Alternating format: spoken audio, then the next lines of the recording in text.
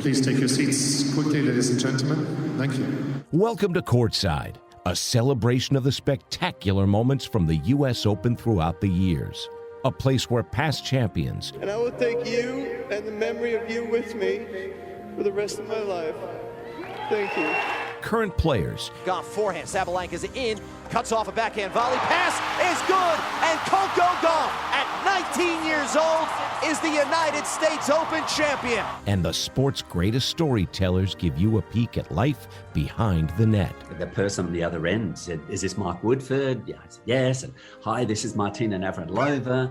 I was wondering whether you'd be interested in playing doubles with me at Wimbledon." And I was like, "Yeah, okay, who is this? Who really is this?" This is Courtside, the official podcast of the U.S. Open. Here's your host, Marc Stern. Hello and welcome to Courtside. Thank you so much for tuning in, and we have a great show for you, our pre-Christmas show. I'm going to chat with Brian Clark about Novak Djokovic's interview on 60 Minutes. Lots to get to with that, along with some thoughts on some big names coming back to the tour next year. And I'll also talk to Austin Krajicek about his incredible year that saw him win his first Grand Slam and also saw him rise to be the number one doubles player in the world. So lots to get to, but before we do, there are a couple of things that we need to hit. First and foremost, I want to send all my prayers to Chris Evert. She announced a few days ago that her cancer has returned and that she's undergoing treatment on it that will prevent her from broadcasting at the Australian Open. But she has vowed that she will be back to broadcast the remaining slams this year, and we certainly hope that that will be the case. It's not surprising that one of the greatest players ever has the right mental attitude to battle this one more time. And she has a great support group around her, including Martina Navratilova, who, is, we all know, had her own battles with cancer. But our hearts and prayers will be with Chris through this difficult time. And I want to take this opportunity to recommend that brilliant column written by Sally Jenkins of the Washington Post that detailed both Chris's and Martina's struggles with cancer, their battles with cancer, I should say, and the amazing relationship that has developed between the two of them over the last several decades. If it doesn't win the Pulitzer, there needs to be an investigation. But again, our hearts and our prayers are with you, Chris, right now. In other news, Iga Swiatek was named the WTA Player of the Year again. Now, she's the first person to win that honor 2 years in a row since, yeah, you guessed it, Serena Williams, who won that award 7 times. That's just amazing, including 4 years in a row from 2012 and 2015. So congratulations, Iga. Looking forward to seeing what you can do in the coming year. And former number one player and two-time Grand Slam champion Simona Halep, who's been off the tour for about the last year and a half or so after testing positive for performance-enhancing drugs. Halep has been granted an appeal in early February to challenge the 4-year ban she received for doping. Now, if she loses that appeal, and it could take several months for that 3-person panel to make their decision, Halep won't be able to play again until 2026 when she'll be 35. It has been a rocky road for the former number one player, but she has hotly contested those test results. So we're going to keep our eye on that situation as it develops. All right, we have lots more to get to, so we'll step aside for a brief moment. But when we come back, I'll chat with Brian Clark as Courtside continues. Missed that play? AI didn't. The U.S. Open used AI built with Watson X to generate highlight commentary for all 254 singles matches in real time. Learn more at ibm.com/US Open. At IHG Hotels and Resorts, we believe you should travel like you mean it. So turn your travel up a notch with 19 brands and our award-winning loyalty program, IHG One Rewards. When you have over 6,000 global destinations to choose from, you can make every getaway the best one yet. So what are you waiting for? Across 100 plus countries, IHG Hotels and Resorts is there to help so you can travel like you mean it. Get inspired and book now at ihg.com. Drink Evian, the source of refreshment for your body and mind. Born in the French Alps, our water starts as snow and rain and travels through layers of glacier rock, where it gets its naturally occurring electrolytes for a cool, crisp taste. Mountain-made minerals. From alpine glacier rocks to you, Evian. Live young.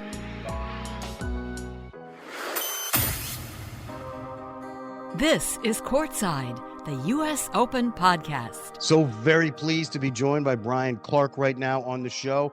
And I'm doubly happy because I get to talk to Brian now. And for our next episode, we have the roundtable discussion. So, Brian, you're going to be very sick of me by the time Christmas gets here. But it's just great to see you, man. And I hope the holiday season is treating you and the family well. Possible to be sick of you, Mark. Thanks for having me on. Looking forward to getting together with the whole group, a little mid-winter reunion next week. And thanks for having me. Happy holidays to you and to everybody.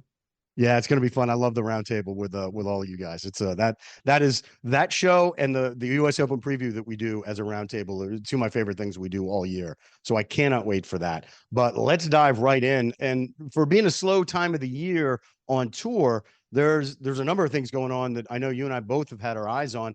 And one of them just occurred this past Sunday. And as just in full disclosure, this is Tuesday that we were taping this on, but Sunday, 60 Minutes. John Wertheim had a sit down with some fellow named Novak Djokovic and just sort of going through his career, where he's at, his accomplishments, and just a whole bunch of stuff.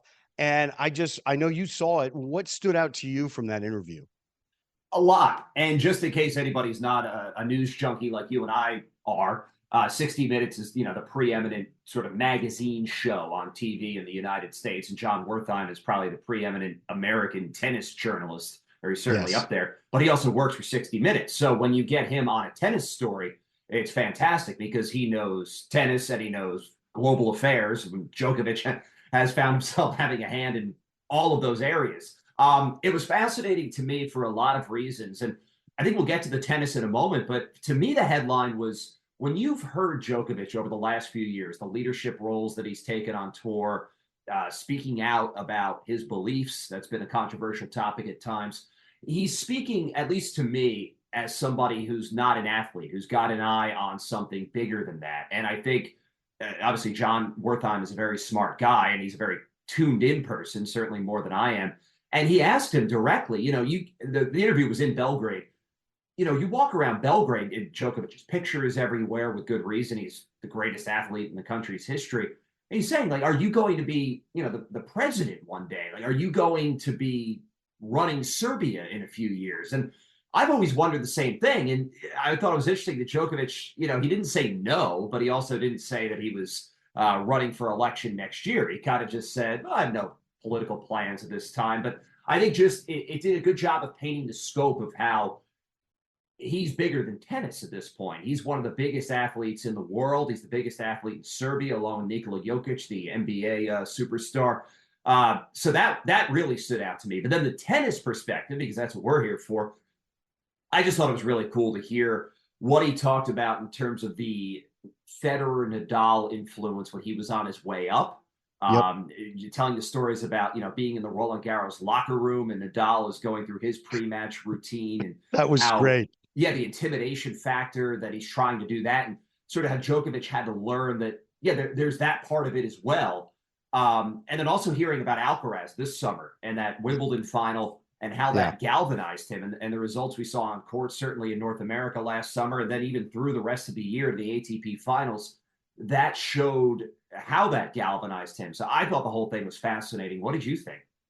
I agree with you. I mean, he's one of the most intriguing characters out there, not just in sports, but just on the world landscape, as you talked about, because what he talks about and sort of just the spheres that he rolls in, it isn't just sort of a regional, like, oh yeah, this guy's a great tennis player. I mean, he's a global icon in a lot of ways. And he generates a lot of opinions, and there's a lot of negative opinions about him, a lot of positive opinions. He's just a fascinating person to me. So for John, and you're right, John is the preeminent, a tennis journalist, and to be able to see that conversation play out on 60 Minutes, the great news magazine, as you explained, was just so fascinating to me.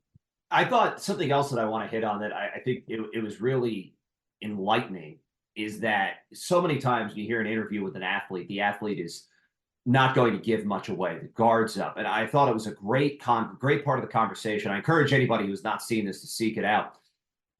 We're talking about the mental training that Djokovic had talked about, that he had gone through. And when you look at Novak on court, you could see that he has run hot at times. He's, as John pointed out in the interview, he's smashed the odd racket or two.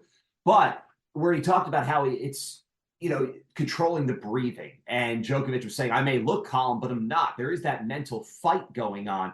And I thought that was an insight into the mind of an elite level athlete that the average person doesn't usually get, because it's the old adage of the duck on the surface. It's calm and serene, but then below the surface, it's kicking and flailing. And so just to get a little bit inside that process, I thought was really just informative when you watch matches in the future. I couldn't agree with you more. And I also, just to tag on to that, him talking about, like, during breaks and play, like watching the other player, how are they drinking their water? How are they looking? Like he's not just sitting there catching his breath. That's an opportunity for him to sort of observe and be like, okay, I'm sensing a weakness in here, or like, this is where I need to press. And for him, he talked about that epic match he had with the Federer in the Wimbledon finals a few years back, where Federer had a couple of match points. And Djokovic, points out, he's like, if you look at the stats, Roger had a better match than I did, but I was just bigger in those moments where I needed to be. And we talked about it in the summer, and certainly during the U.S. Open, where it was like his record in tiebreakers was astonishing. So like every time the match came to a moment where you needed to have that point, he just always seems to be rising to the moment and saying, okay, I'm going to be better than you right now. You might, be better than me throughout the day, but I'm going to beat you on these key moments. And that's what he does. He's able to sort of sustain play and then boost it where he needs to. And to hear him talk about that, to me, was just fascinating. And I know I've said that word probably too many times. My English professor would yell at me for not coming up with a better word, but it really was. And I want to cycle back to what you talked about in the beginning of him. What are his plans after his playing career? And for people that say, well, he's an athlete, it's not mean, it doesn't mean he's going to run the country. As you said, he's the most popular person, probably the most known person in that country. He is an idol and a hero to virtually everybody in that country, I would think.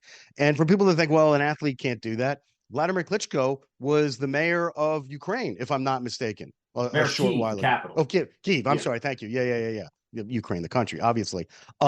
So, and I feel like Djokovic, looks at stuff and says, yeah, I can make a difference in a lot of different ways. And so I am not going to be surprised at all if that's the direction he goes. I think he's the most popular person, not only in that country, but the entire region. You look at what he's fair done. To say. And I think it's also, I guess we'll close out on Djokovic. I think I've said this to you before as we've talked about this, where as he continues to win, and it looks like he could keep doing this really for as long as he wants, I do think we're seeing the conversation shift where, okay, we had this GOAT conversation in tennis, and, that's over because it's Djokovic. And I think you're moving it into the area of, this guy is one of the greatest athletes ever in any sport. For when you look at the whole sum of the parts, the upbringing in this, kind of a background where he didn't have much. He was in a war-torn country. Yeah. A war-torn country with a, athletic family, but they like to ski. And the happenstance of, there's a tennis clinic here. Let's put him in it and see, something to do for the day. He takes to it like a fish to water. And now here we are 25, 30 years later. He's the greatest player of all time. He's, as we said, this transcendent figure in a region that struggled for a long time. And now as it has emerged, it's coincided with his emergence. And it just still feels like, as much as he's accomplished with all the records, it still feels like the sky is the limit for him for what he wants to do and what he can do. That's so well put. Yeah. And it's on the court, off the court. And one final note for me on this, I did love how he talked about, I want to help the players who are down in the rankings be able to make this a living that you can deal with. Because we only look at the top players and, oh my God, they're making so much money, and he's won more money than anybody in the history of tennis. And for him to have the wherewithal and sort of, the ability to look within and say, look, there's a lot of people who are ranked 200th who are going to have a very difficult time staying on tour because it's super expensive. And if you're getting bounced in the first round of a tournament, you're not making any money. It costs you money to go to that tournament. And I'm going to forget the name of the player, but there was another Serbian player that he sort of put his arm around who just had a win in a challenger tour. You know who I'm talking about? I'm talking about Hamad Medvedev, who just won the Next Gen finals. And, Next Gen. That's right. Yes, I'm sorry. And he had essentially, Medvedev's father had said that Djokovic told him a few years ago, like, it's on me. Like the expenses of becoming like Djokovic essentially covering the expenses for a while and just giving him that helping hand is huge. And this is one we hear about, I'm sure there are so many that we don't hear about, which is a huge testament to him. Yeah, it really is. And then, I know his critics out there, they want to point to a bunch of different things, but those are the stories that really tell me who he really is. He's not looking for press. He's not doing it for a PR spin. He's doing it because it's the right thing to do. And he wants to help other players, be the best they can be. And I just thought that was a tremendous act. And I loved hearing about that. But yeah, as you said, we do have other things we want to get to. And I will pivot to, well, his former rival for the title of GOAT, and that's Rafael Nadal. And we didn't see really any of him last year. I mean, he had to withdraw from the Australian Open with that injury. He is back. He's going to play in Brisbane. Initially, there was all this, like, yeah, he's going to play in the Australian Open. He's like, let's tamper through the expectations. Let's just see how I do. I'm just going to ask you the low-hanging fruit question. What are your expectations for Rafa coming back? I think in Australia, you can't have high expectations just based on the fact we haven't seen him in a year. He's coming off hip surgery. And I think first of all, it's exciting that he is back because there was real doubt. And he had voiced that doubt that maybe he doesn't come back. He is, signaled, but then sort of backed off. This might be the last year. I think there's a logical endpoints, plenty of them, certainly the Olympics at Roland Garros. I think, the clay, as it is with Nadal, that's going to be the focus. So if he can get some matches under his belt, get match sharp again, stay healthy. That's the most important part. And begin that build to the late spring and the early summer. And we'll see that culminate in Paris at the Olympics, with the Roland Garros Olympics double just about 2 months apart. That's going to be the priority. So I think the goal here is just, it's great to see him back. Hey, who would have thought that he would have won Australia again like he did 2 years ago? So it's certainly not Medvedev. Right. Yeah, for most of that match. The tour is obviously a better place when maybe the most popular guy in the sport is on tour. So it's fantastic that he will be back. And let's just hope that he stays back for a good chunk of the year. And if he wants this to be it, let's hope that he can go out on his terms. If he wants to keep going, I'm sure we're happy to oblige. Yeah, Father Time is undefeated, but I love the battle that Rafa is putting up right now. And as you said, my base level, I just want to see him on the court because I love watching him play. So obviously, beyond that, you want to see him play well because you don't want to the comparison, and it's a baseball comparison. I know you're familiar with it, but it's the Willie Mays stumbling in the outfield for the Mets at the end of his career. You don't want to see that because that, in a lot of ways, and not for everybody, but detracts from sort of like the totality of a legacy if that's the last image you have of somebody. Right. And I think, it's easy to say this, but he never struck me as the guy that would allow that to happen. There's enough athletes that you can see they just, Barry Sanders is the NFL example, and I probably need a better one now because that was 25 years ago. But no, but he was at the top of his top. Exactly. Yeah. Calvin Johnson, also with the Detroit Lions. Yeah. Same thing. Where they could still be playing, but they said, you know what, I've done enough, and I'm going to go while I still have something left to give. Yeah, and I always think back to Elway, who went, and I know now we're doing a lot of football stuff, but, he wins back-to-back Super Bowls, and he goes, I'm out. And that's sort of like, even Tom Brady, the greatest quarterback in history, won the Super Bowl with Tampa, comes back for another year, and you're like, oh, this doesn't look good, and it's like, did I stay at the party too long? And I don't think Rafa is that person. I think in a lot of ways he's doing this because he feels he owes it to the fans, which is insane because he's given us so much over, 20 years plus of watching him. But I think he's like, I got to go back out there and I got to try and give them one more version of me. And I love that about him. And I do love his game. So I'm looking forward to it. And I do wish him well in that. But he's not the only one that's going to be making comebacks in Australia. Naomi Osaka is going to be back. And she is now a mother. And she joins one of several highly successful players on tour who are mothers who are playing. I'll again go with the low-hanging fruit. What do you expect from her? I'm really curious what to expect from her. And I think that it's fantastic that she's back because she is certainly, one of the transcendent stars of the game. But you think even before she left the tour to give birth to her daughter that, she did not seem, let's say, happy. No, she was not at all about that. So even before she had stepped away to have her daughter, it was not the full bore big hitting Osaka that we saw win Australia twice, win the US Open twice. She hasn't won a tournament since she won Australia in 2021. So when she goes back next month, it'll be 3 years that she had won any kind of tournament. She's only been in one final since then of any kind. So I think that's another one where we reserve judgment, but I also think it's promising that she is back because given how, clearly unhappy she appeared, the fact that she's committing again, going through again, Yes. I think is a good thing. And, you know, she's another one where we've talked about this sort of vacuum of stars in many ways in the women's game, especially the last few years, to say nothing of, you know, the dominance of Iga Swiatek or the summer that Coco Gauff had. But there is that post-Williams, post-Serena vacuum, post-Sharapova vacuum at the top of the game. And Osaka is one of the players who was filling that vacuum. So hopefully she, along with, you know, Swiatek, with Sabalenka, with Gauff, that helps restore that star power to the top of the game. And hopefully she's enjoying herself, you know, new perspective on life now. She has said she feels like she's kind of, you know, playing for her daughter, showing her daughter what it's, not that she's, you know, scoring the matches at this point. She's not even a year old, but just for that perspective on things would I think just be a cool thing to see. Yeah, and it will be interesting because in her absence, we've seen the rise of Swiatek, Sabalenka, Gauff. They're all, just to name a few. So it won't be as clear a path as one might have suspected a couple of years ago for Osaka to get back to the top. It'll be interesting to see how those battles go with those top players now, because they've got all the confidence in the world. They're like, hey, while you were gone, I've been out winning. Like Iga is like, I can't imagine she's intimidated by anybody on the other side of the net. But there's another name, and she came back last year, Caroline Wozniacki, and she's going to be playing in Australia. And what the run that she had at the U.S. Open was great. And you talk about one of those stars from, you know, a few years ago. She was a former #1 player, and boy, she looked great. And that has been fun watching her sort of get back into form.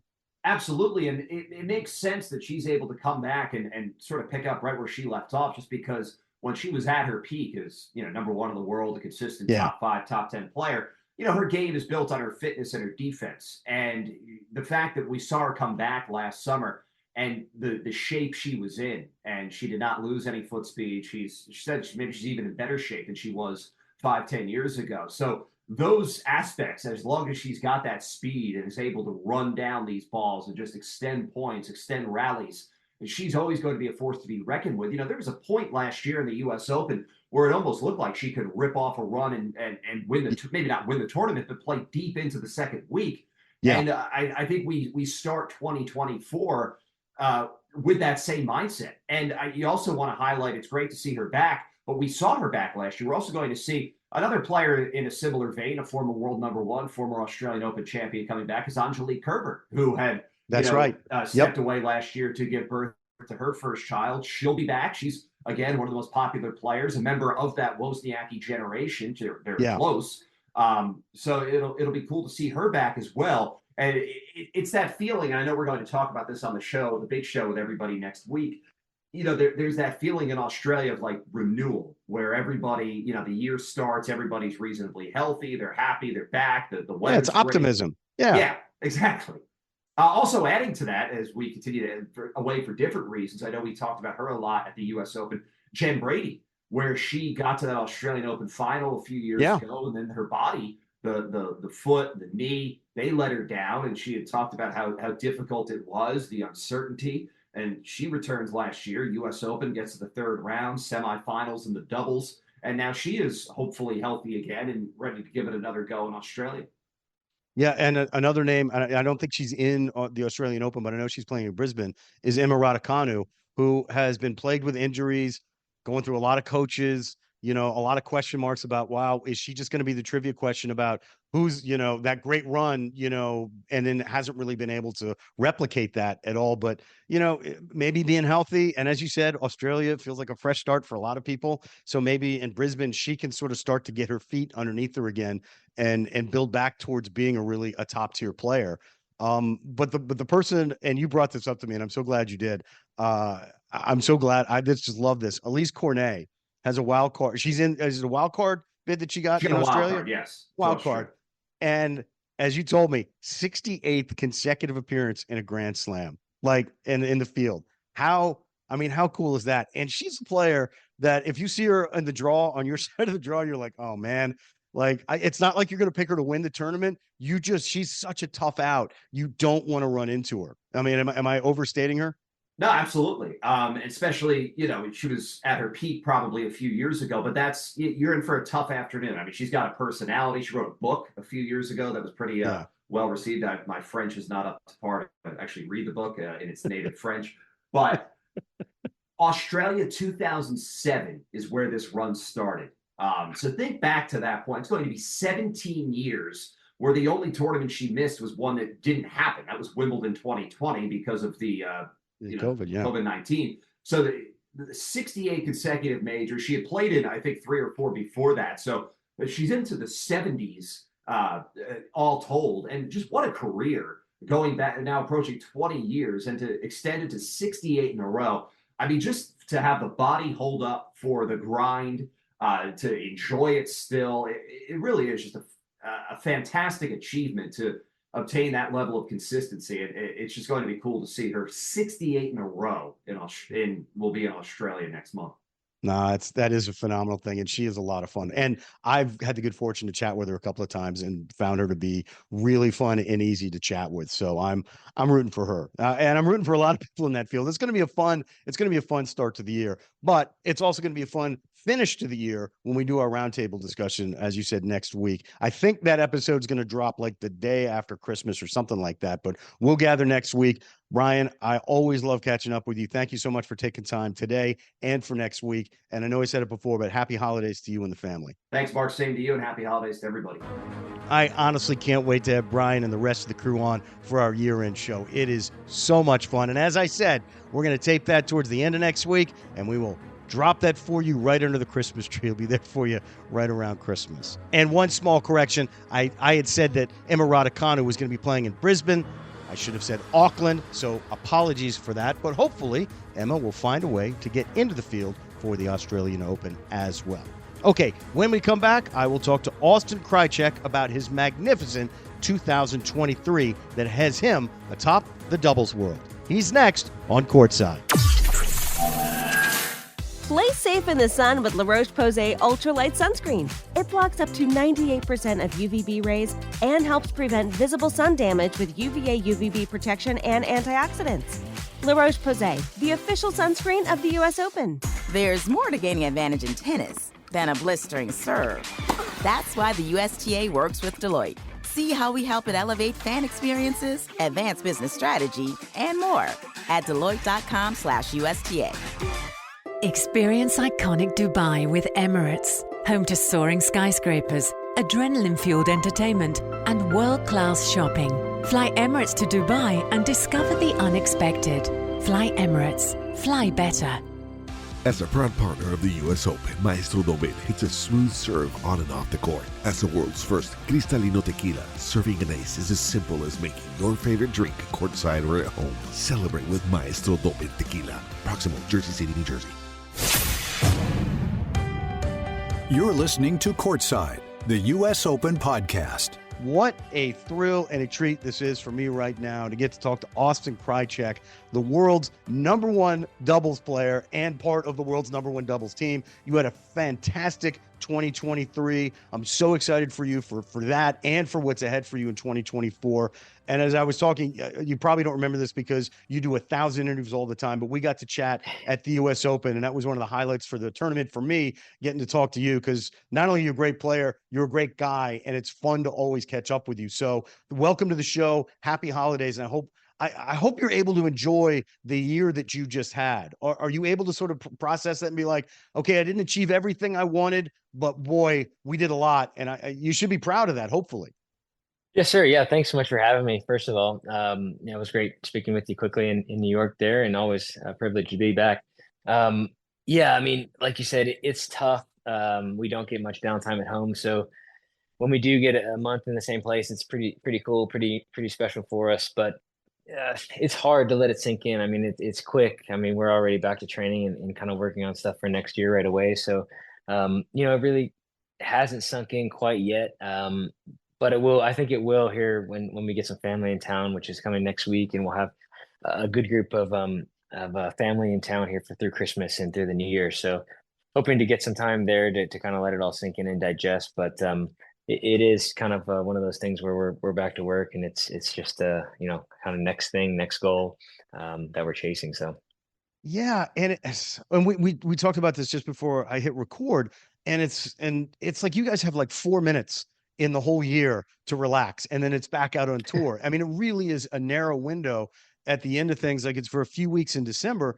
And how do you balance that of like, okay, I want to unplug, I want to sort of recharge my batteries, but I don't want to step away too much because I don't want to, build up a lot of rust in my game. How do you walk that line of trying to stay mentally fresh, but still, still engaged in things? Sure. And I apologize if you can hear the dogs barking in the background there. That's okay. What kind of dog? What kind of dog? 2 golden doodles, and our pest guy actually just came, so that's maybe that's maybe not a good thing. That's fine. That's fine. My cat, if you see a cat roaming around on my shoulders, this is the animal kingdom we deal with here. So, Right. I love Yeah. that. I love that. Can you hear them in my fingers? No, it's fine. It's fine. Oh, I can see Okay, them in the great. background. Oh, yeah, they Yeah, look great. they're Can I a get little bit names? nuts, but Can I get Tucker names? and Moose. So Tucker we and got Moose. one that's just turned 7 the other day, and one is 2, so he's still a puppy and uncontrollable energy. That's so great. That is so Yeah. great. So anyway, so how do you walk Yep. that line of okay, I got to recharge my batteries, but I also have to stay engaged so I don't just drift off. Yeah, it's a never ending involvement. I mean, over the years, I think I've gotten better at that. And we take a different approach. I think in years past, we used to Tucker. We used to take quite a bit of time off, a couple weeks in a row, and I feel like over the last couple of years, I've kind of evolved into taking a little bit less just time off. One, because I struggle, to be honest, sitting still and not doing anything. I always have to be doing something. So I've taken a bit shorter gaps, maybe like a week off when I get home, and then trying to kind of get back into it right away, having a few days on, a few days off, and kind of making the off season a little bit more split up, where you have kind of a week of good training and then a few days off, then a week of good training and then a few days off, and so you're kind of letting the body kind of adjust a little bit. Not as just as much of a shock where you take 2 weeks off and then you're kind of trying to come back and you're really sore and you kind of increase the risk for injury and stuff like that. So, that's been an involvement for sure. This year I think was special because, tennis, unless you're Novak Djokovic or where you're not winning every week, you're finishing a lot of weeks with a loss. So it was strange this year because we had, a very difficult loss at the end of Turin there. We lost a 15-13 tiebreaker in the third set with a couple match points. And, so that was a difficult one to swallow coming home. And it was kind of a tough note to end on. But at the same time, we knew we had a chance to finish number one. And a lot of things had to go our way. We had some help from my good buddy, Rajiv Ram, who obviously played another fantastic tournament in Turin there. So it was cool to see them win that again. But it was weird because we had that kind of ending where we were able to finish number one and we got to celebrate that at home with family, which was so different than normal because usually when something good happens, you're at a tournament, and you finish. So it was unique to be at home and have a weekend at home with the family and the dogs and be able to have a glass of champagne in the morning after we finish. It was just a unique experience that I haven't really had in my career yet. So that was something different, to say the least. Yeah, well, I'm glad you got to be around family for that because that's a huge thing. But you're right. It's weird to lose that just heartbreaking loss, in Turin.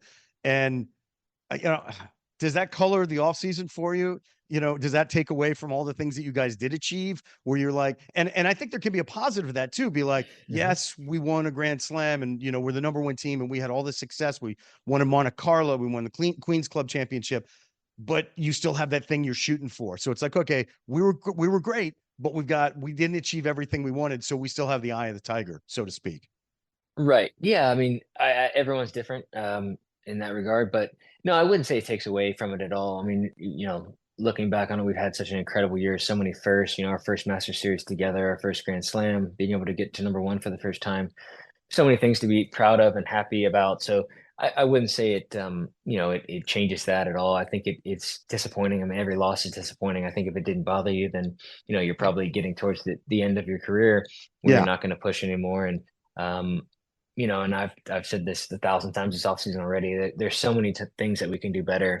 Not just me personally as a player, but also as a team, working with our coaches, there's things we can do better in so many ways, so many parts of the game that we can improve.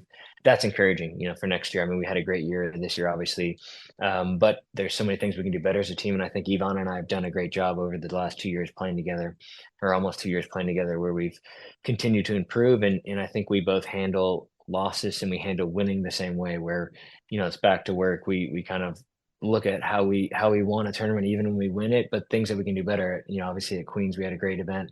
But there are a lot of things we could have done better there as well to translate that into Wimbledon. I think we had a very long stretch of matches there. Maybe we're a little bit tired, burnout coming into the big one. And I think, that's scheduling errors, which that never changes in your career. I've been making scheduling mistakes since I was 19 playing futures in college. So I don't think that will change, but I think you can try to learn from it and do better for next year. And I think we put ourselves in a position next year. We can play the events we want to play and go into these big tournaments with the right attitude and trying to show up with your best tennis and put your best foot forward and hopefully have a great event and win some of these bigger ones that we haven't had success at the last couple of years. Well, let's talk a little bit about your partnership with Ivan Dodig. And you guys are clearly great together. You're the number one team. You've been together with him for a few years now. When did the partnership start with you guys? Was it 21 or 22? 22. So 22 actually at a 250 event in Belgrade was our first tournament together. But we had actually played one kind of random tournament in 2021 at Winston-Salem before US Open, where his partner had decided not to play last minute. So I jumped in as a repair option. And we had a great tournament there. We made finals actually and lost his tough third set tiebreaker, which happens all the time in doubles, as you can imagine. But had a tough match there in the finals, but we had a great week. Our teams got along great. I think we saw eye to eye in practice, and which is rarer than you would think on the tennis tour is seeing eye to eye on all the little things, and I thought we had a great connection there and kept in touch. And then in Miami the following year in 2022, we sat down and chatted some and decided to give it a go that early summer, late spring, and had some tough tournaments at the beginning. Actually, we had 3 first-round losses in a row to start, which is not the start you want, and different from a lot of the partnerships I've had over the years, where sometimes first couple of weeks you play really well because you want to do well right away, and sometimes when you start with wins like that, obviously that's ideal, but when you start with a win like that, you start kind of on a really high note and you don't get to know each other through the tough times right away, and that can cause problems later. Which is one of those things where you can't really control the outcomes there. But I think it actually was good for us. We had 3 tough tournaments in a row where we lost first round in Belgrade, Estro, and Rome. And I think 2 of those were third set tiebreakers as well. So you have really tough matches, but it also gave us the opportunity those weeks to have 7-8 days where we could put in really good practice with my coach that was there, Philip Farmer. We put in really good practice and a lot of time together on those little details behind the scenes, and also working together in those environments when you're losing, and then you kind of get to know each other, how you guys handle the certain things in tough moments. And I think we both definitely err on the side of putting our head down and working harder when we're not playing well. And and that was great. And I think we really bonded over that. And then we had a great tournament in Lyon and final Roland Garros that following week, which kind of was a little bit of a springboard, helped me ranking wise kind of jump up to where Ivan was at. And then that kind of solidifies your entry into all the big events for the summer and the rest of the year. And it was a great experience. Obviously a really devastating loss there in Roland Garros, but was pretty cool to be able to come back, this year and finish the job in the same place 12 months later.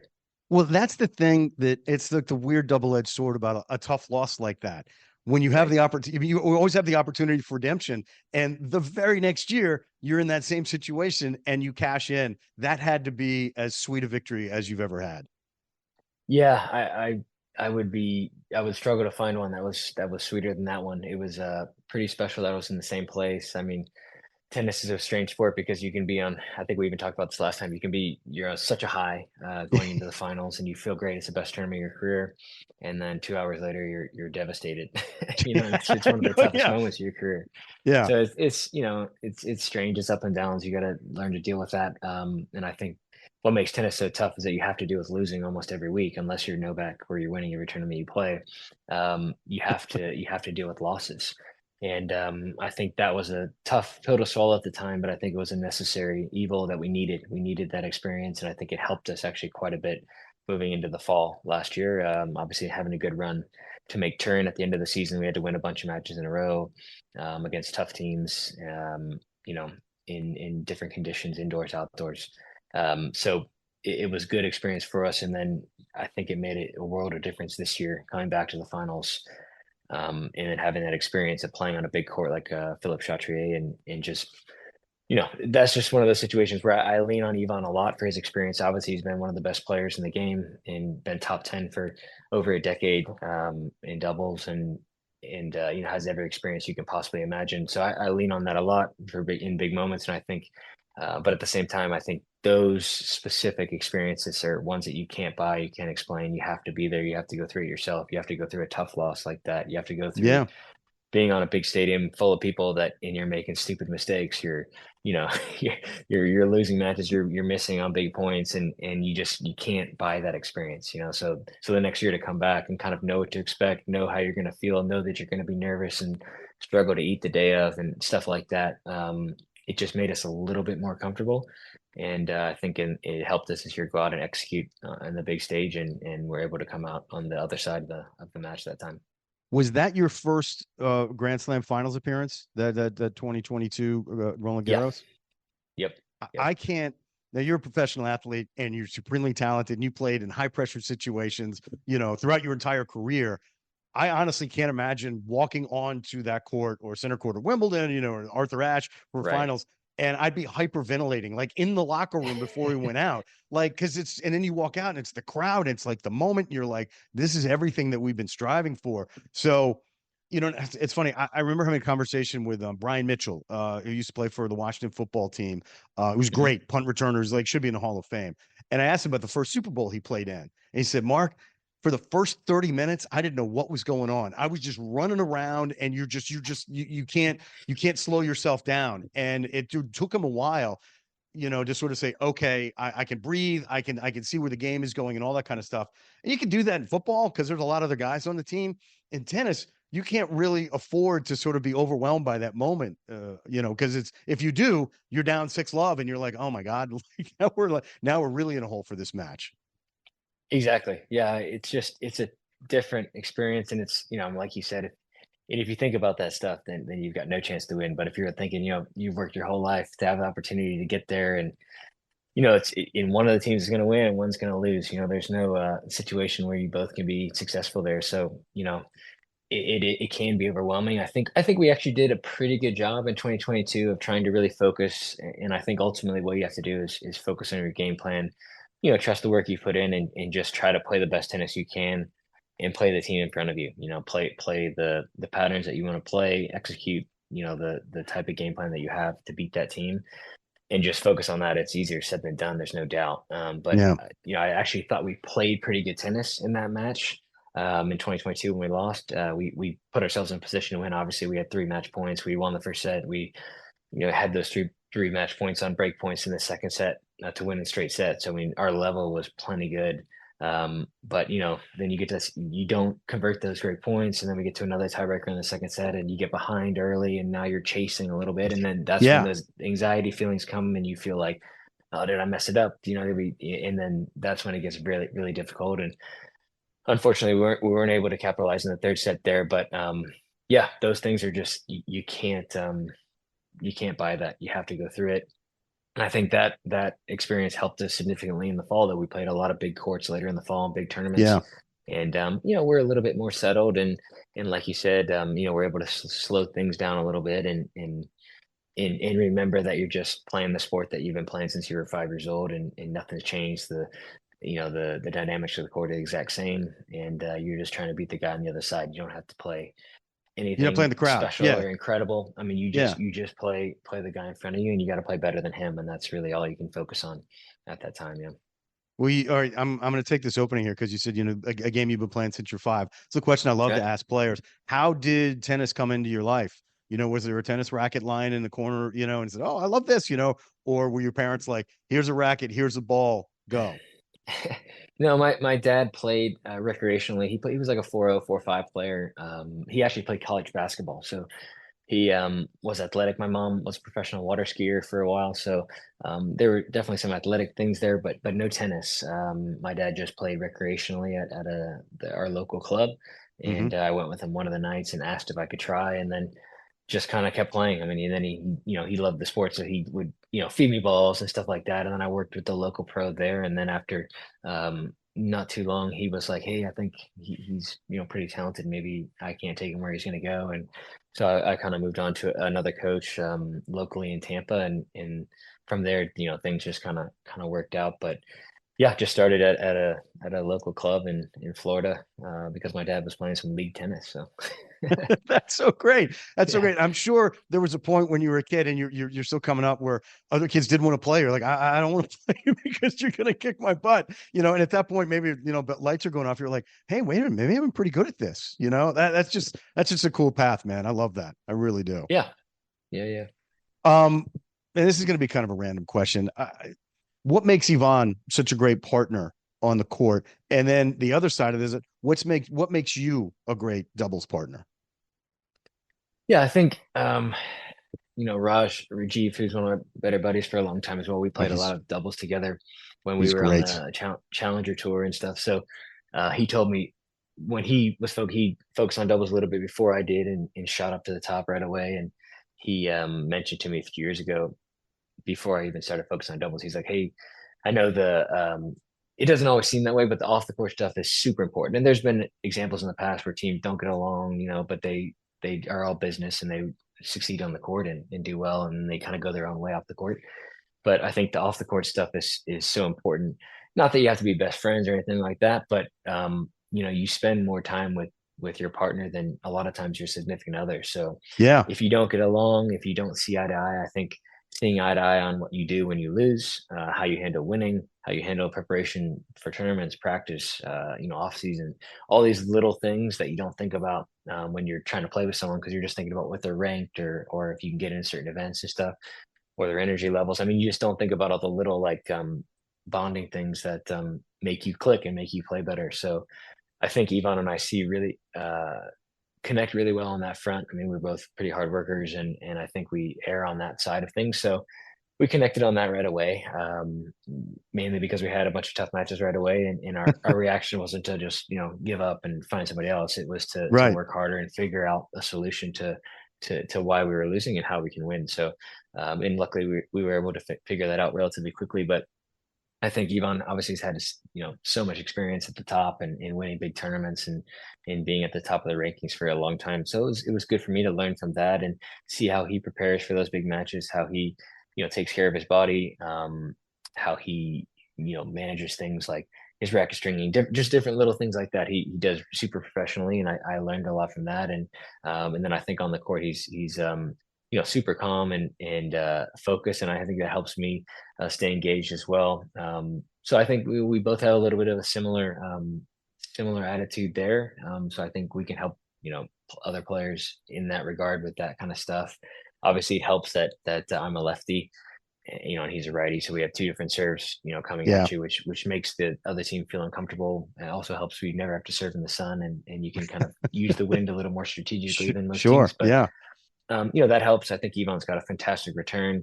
I serve pretty well. I think we match each other that way. We both play really aggressive. We volley well. We try to make the other team feel pressure in that sense. So we line up in that regard, and I think we complement each other in a lot of ways. And I think our team as well. I think my coach Philip Farmer has a great way of sometimes we can get a little bit too intense or uptight, and he has a great way of relaxing us and making us feel comfortable and bringing out the best level in us. And then Ivan's brother, Misho, who's his coach for a long time, is unbelievable in the tactical sense. So he can get good game plans, and we kind of all work together to benefit off each other's strengths and weaknesses and kind of become a really good unit. Well, you guys have become a great unit, and the success on the court, proves all that. And I'm so thrilled for the years you guys, the year that you guys just had. Mm-hmm. I have one final question for you. I did not prep you on this, so I apologize. I'm just throwing it at you. It's a fun one, so hopefully it won't be a problem.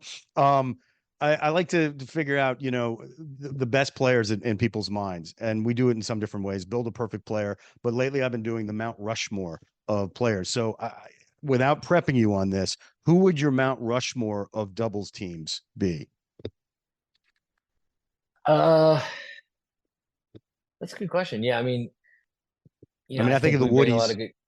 Yeah. I mean, for me, you mean like the best team? I think. Oh yeah, of all time, of all time, your Mount Rushmore of these guys are the best doubles players of all time. The Bryans, yeah, no doubt. The Bryans, obviously.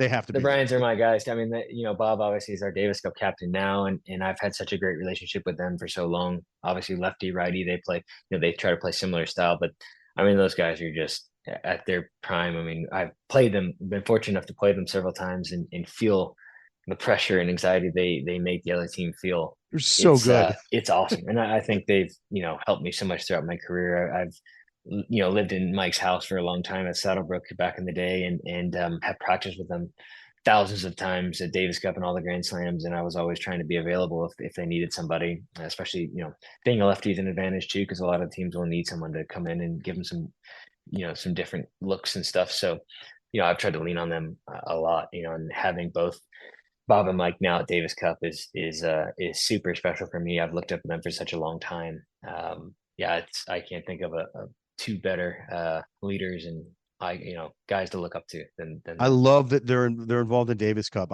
Davis Cup is one of my favorite things. Oh yeah. And you're right. You can't ask for a better guy, than Bob. It's like, yeah, okay, I know the pressure you guys are going through, and I hope that's going to lead to great things for the U.S. team. Because again, I've told this story a million times. The reason why I started loving Davis Cup was because in the 80s when I was watching tennis, because I'm 1,000 years old, Austin, watching John McEnroe and hear him talk about how important Davis Cup, because he learned that from Arthur Ashe. And it's like, and you saw John, who was like the best player in the world, would, be like, it's not about me, it's about the team. And it was so important that seed was always planted in me. So I love that. And yeah, we'll just let the Bryans stand as the entire monument, although I will put in a good, I will put in a good word for the Woodies, because the Woodies were terrific. Okay, and I love Marc, and he's one of my favorite people, but yeah, we'll just let it be for the Bryans. Listen, Austin, I appreciate the time. I am so excited for the success you had. I'm really excited for what the new year holds for you. It's going to be fun watching you and Yvonne hopefully roll through and pick up a bunch more titles this year, but just fun watching you play. So my best to the dogs. It was Tucker, and what was the other dog? Tucker and Moose, and they calmed down finally, luckily. Better late than never. and happy holidays to you and your whole family. And I just wish nothing but great things for you in the coming year. Awesome. Thanks so much, man.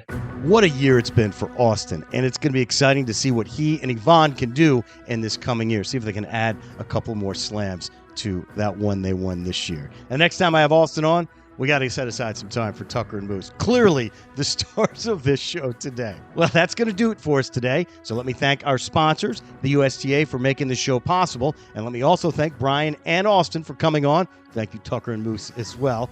We'll be back just after Christmas, so I hope everyone out there has a wonderful holiday season. And again, we're sending our thoughts and prayers to you, Chris Everett. Please get well soon. Thanks, everyone. Happy holidays, and we'll see you next time.